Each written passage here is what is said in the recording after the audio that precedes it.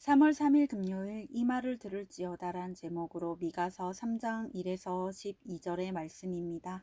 사랑의 하나님 감사합니다. 오늘도 말씀 묵상의 시간을 허락해 주시니 감사합니다. 이 시간을 통하여서 하나님의 말씀을 듣길 원합니다. 말씀대로 믿고 살고 누리는 인생이 되게 하시며 말씀을 통해서 복음을 깨닫고 그 복음대로 살아갈 수 있도록 도와주옵소서.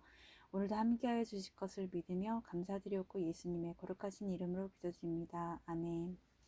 본문의 말씀입니다. 내가 또 이르노니 야곱이 우두머리들과 이스라엘 족속의 통치자들아 들으라. 정의를 아는 것이 너희의 본분이 아니냐. 너희가 선을 미워하고 악을 기뻐하여 내 백성의 가죽을 벗기고 그 뼈에서 살을 뜯어 그들의 살을 먹으며 그 가죽을 벗기며 그 뼈를 꺾어 다지기를 냄비와 속 가운데에 담을 고기처럼 하는도다. 그때 그들이 여호와께 부르짖을지라도 응답하지 아니하시고 그들의 행위가 악했던 만큼 그들 앞에 얼굴을 가리시리라. 내 백성을 유혹하는 선지자들은 이에 물 것이 있으면 평강을 외치나 그 입에 무엇을 채워주지 아니하는 자에게는 전쟁을 준비하는도다. 이런 선지자에 대하여 여호와께서 이르시되 그러므로 너희가 밤을 만나리니 이상을 보지 못할 것이요 어둠을 만나리니 점치지 못하리라 하셨나니 이 선지자 위에는 해가 져서 낮이 캄캄할 것이라. 성전자가 부끄러워 하며 술객이 수치를 당하여 다 입술을 가릴 것은 하나님이 응답하지 아니하심이거니와 오직 나는 여호와의 영으로 말미암아 능력과 정의와 용기로 충만해져서 야곱의 허물과 이스라엘의 죄를 그들에게 보이리라. 야곱 족속의 우두머리들과 이스라엘 족속의 통치자들 곧 정의를 미워하고 정직한 것을 굳게 하는 자들아 원하노니 이 말을 들을지어다. 시온을 피로 예루살렘을 죄악으로 건축하는도다. 그들의 우두머리들은 뇌물을 위하여 지판하며 그들의 제사장은 삭슬 위하여 교훈하며 그들의 선지자는 돈을 위하여 점을 치면서도 여호와를 의뢰하여 이르기를 여호와께서 우리 중에 계시지 아니하냐 재앙이 우리에게 임하지 아니하리라 하는도다. 이러므로 너희로 말미암아 시온은 갈아엎은 밭이 되고 예루살렘은 무더기가 되고 성전의 산은 숲풀의 높은 곳이 되리라. 아멘. 도움말입니다. 이상은 눈으로 보는 것처럼 계시된 형상을 말하고 점은 앞날을 예고하는 일, 자연의 징조들을 관찰하거나 특정한 방법으로 사람의 길흉, 화복을 판단하는 것을 말합니다. 성견자는 이상을 보는 사람을 말하고 술객은 점치는 사람을 말합니다. 의뢰하다는 믿고 의지하다, 신뢰하다라는 의미입니다. 본문 요약입니다. 미가는 이스라엘 통치자들의 부정을 지적하며 여호와께서 얼굴을 가리시고 그들에게 응답하지 않으실 것이라고 예언합니다. 거짓 선지자들에게도 하나님의 응답이 없을 것이나 오직 미가 자신은 여호와의 영으로 이스라엘의 죄를 보이겠다고 합니다. 또한 그는 부패한 지도자들에게 하나님의 재앙의 말을 들으라고 합니다. 오늘의 중보기도입니다. 다음 세대가 날마다 말씀을 묵상하여 유혹을 피하고 여호와의 영으로 충만해져서 정의를 행하게 하옵소서. 아멘. 본문 해설입니다. 첫 번째, 본분을 저버린 통치자들 1에서 4절의 내용입니다. 선악간에 하나님의 말씀대로 판단하고 백성에게까지 정의를 흐르게 하는 것이 지도자의 본분입니다. 하지만 이스라엘의 통치자들은 자기 배만 채우느라 정의를 거역하고 약한 백성을 괴롭혔습니다. 그들은 백성에게 자기 힘이 통하는 것을 성공이라 여기며 악행을 저지르다가 결국 하나님의 정의로운 심판을 받게 됩니다. 세상에서 지도자의 직분을 맡으면 마땅히 지킬 본분이 있는데 그것은 왕이신 하나님의 뜻을 받들어 자신이 맡은 영역에 정의가 흐르게 하는 것입니다. 이럴 때 하나님이 응답하시고 동행하십니다. 적용 질문입니다. 가정에서 내가 마땅히 지켜야 할 본분은 무엇입니까? 식구들 사이에서 내가 알아야 할 정의는 무엇입니까? 두 번째, 백성을 유혹하는 선지자들 5에서 8절의 내용입니다.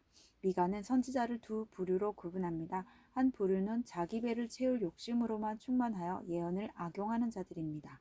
이들은 백성에게 자기 욕심을 채우는 것이 가장 중요하다고 가르치기에 유혹하는 선지자들입니다. 다른 한 부류는 성령님이 주시는 능력과 정의와 용기로 충만하여 백성의 죄를 그들에게 보여주는 자들입니다. 이들은 자기 욕심을 가지치게 하고 말씀을 통해 성령의 은사로 채워져서 자기 죄를 깨닫기에 회개하는 자들입니다. 먼저 내 죄를 봐야 이웃의 죄악을 분별하여 말씀을 전할 수 있습니다. 적용 질문입니다. 나는 교회에서 지체들을 어떻게 섬기고 있습니까? 그 섬김과 봉사 뒤에 숨은 내가 가지치기 해야 할 욕심은 무엇입니까? 세 번째, 피와 죄악으로 세운 건축. 이스라엘의 지도자들은 백성 위에 군림하면서 스스로 하나님을 잘 섬기고 있다고 착각했습니다. 그러나 하나님은 그들의 위선적인 언행에 속지 않으셨습니다. 그래서 그들의 업적이 탐심을 채우고자 피와 죄악으로 세운 건축일 뿐임을 드러내십니다. 내가 열심히 일한 결과로 사람들이 인정할 만한 업적이 나타날 수 있지만 하나님은 그것보다 나의 중심을 보십니다. 아무리 큰 성취라 해도 구원이 아닌 탐심을 위한 일이라면 주께는 아무 가치 없는 무더기와 같습니다. 적용 질문입니다. 최근 학교나 직장에서 말씀의 인도함 없이 돈 욕심으로 추진하고 있는 일은 무엇입니까? 나는 돈보다 하나님을 더 사랑합니까? 오늘 기도하기는 가정 안에서 제가 정의를 알아 하나님의 뜻대로 행할 수 있기를 원합니다. 교회에서 지체들을 섬긴다고 하면서도 내 욕심을 교묘히 채우며 돈을 섬기는 죄악을 용서해 주옵소서. 성령님의 은사로 저의 마음을 채우사 정결하게 하시고 오늘 하루도 말씀과 사명을 따라 살게 하옵소서. 아멘. 묵상 간증입니다. 하나님의 선물이란 제목으로 파킨슨병 묵상 간증입니다. 하나님의 선물 파킨슨 병이란 제목으로 하성진님의 말씀 적용글입니다. 불신 결혼을 한 저는 전처의 외도와 빚 문제로 이혼을 했습니다. 그 후 어린 딸과 살던 중 지금의 아내를 만나 재혼을 결심했습니다.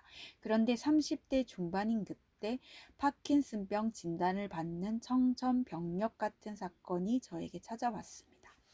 그럼에도 아내는 병든 저와 결혼해 주었고 저는 그런 아내에게 감사하며 살았습니다. 그러다 9년 전에 저는 오랜 강사 경력을 살려 학원을 개원했습니다.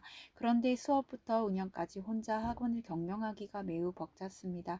그래서 아내가 저를 도와준다고 했지만 저에게는 그것이 간섭처럼 느껴져 아내와 자주 다투었습니다. 그리고 몸이 점점 굳어지는 파킨슨병 증세로 학원 일을 더 이상 감당할 수 없게 되었습니다. 이후 저는 아내와 싸우다 가출하기를 반복했고 백성을 괴롭히는 이스라엘 통치자들처럼 가족에게 혈기를 내며 아내에게 이혼을 요구했습니다. 그동안 들은 말씀도 없고 믿음도 없기에 그 입에 무엇을 채워주지 아니하는 자에게는 전쟁을 준비한 자들처럼 지옥을 살았습니다. 하지만 하나님은 야곱의 허물과 이스라엘의 죄를 그들에게 보이리라는 말씀처럼 저를 믿음의 공동체에 속하게 하셔서 저의 죄를 깨닫게 하셨습니다. 저의 연약한 모습을 드러내고 죄를 고백하니 말씀이 들렸습니다.